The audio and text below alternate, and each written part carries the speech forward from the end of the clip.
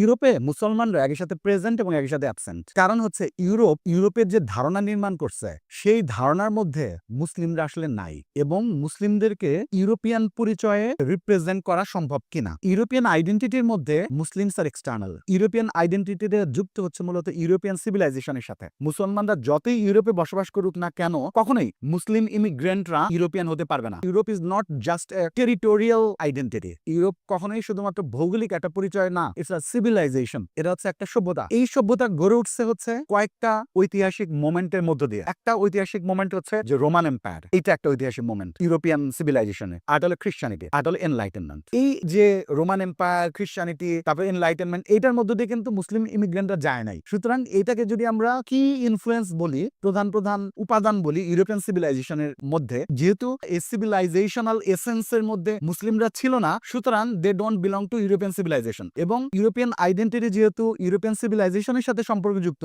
সুতরাং মুসলিমরা ইউরোপিয়ান না।